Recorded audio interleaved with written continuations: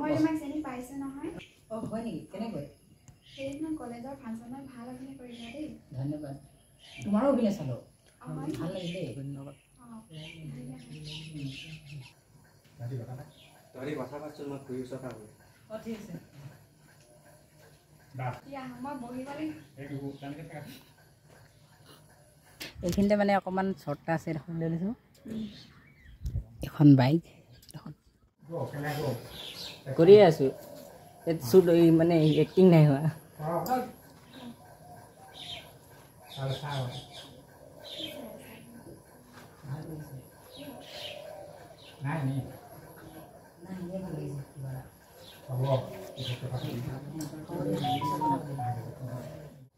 বহুত দেৰি হ'ল, বল যাম।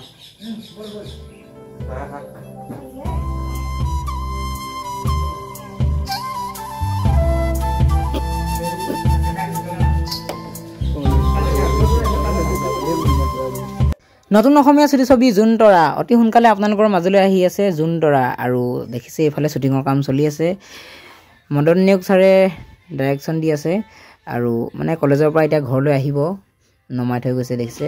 তো আমি ৰৈ আছোঁ ছোৱালীজনীৰ কাৰণে মানে জোকাবলৈ। আৰু তাৰপিছত কি হয় আপোনালোকে চাব।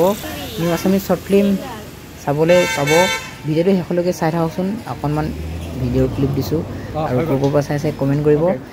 শ্বুটিঙৰ কাম চলি আছে আৰু কিছু আছে বাৰু, চাবলৈ ভাল পাব সকলোৱে, চাই থাকিব, ভাল লাগিব।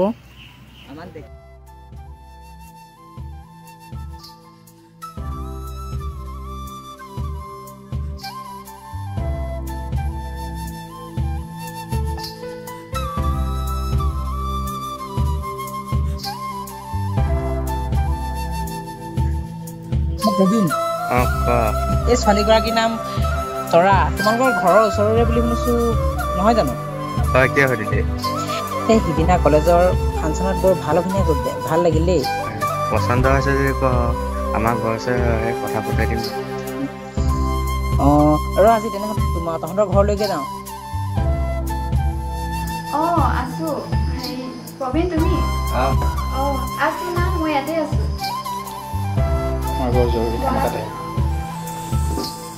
যেন কথা এটা ক'বলৈ আহিছিলোঁ। তই কলেজলৈ অকলে নাযাবি। মধুৱে পৰহি জোনক এগা মাৰিবই লৈছিলে। মই আছিলোঁ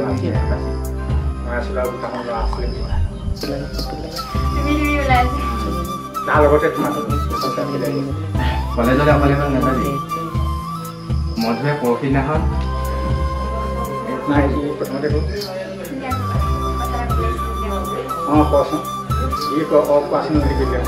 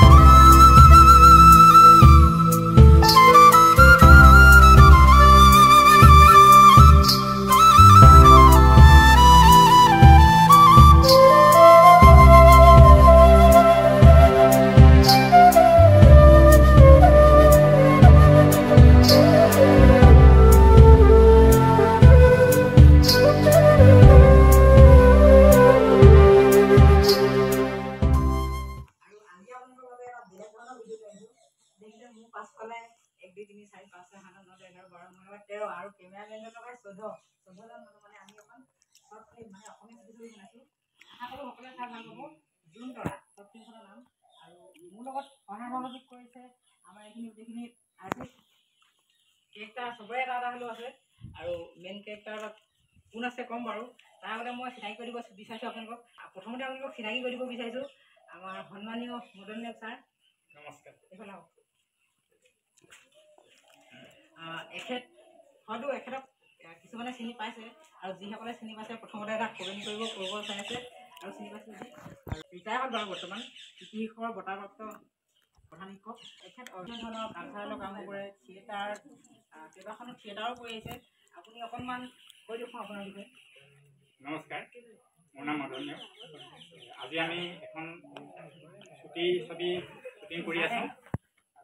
ছবিখনৰ নাম হৈছে জোনতৰা। আমাৰ বিভিন্ন শিল্পীসকল আহিছে, তেওঁলোকে অলৰেডি ভালেমান চিন কৰিলে। এতিয়া আমি খাই বৈ জিৰণি লোৱাৰ পিছতে আজি ব্লগটো বনাবলৈ লৈছোঁ।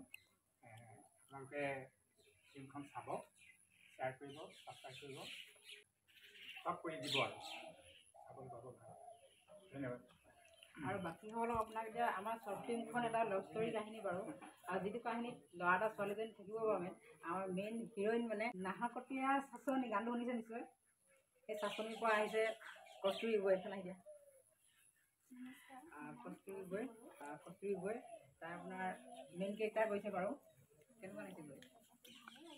এতিয়া মানে আমাৰ কেইটামান শ্বৰ্ট লোৱা হ'ল আৰু কেইটামান চিন ল'বলৈ আছে বাৰু। বাকী তোমাৰ পঢ়া শুনাৰ কথা কৈ দিছোঁ।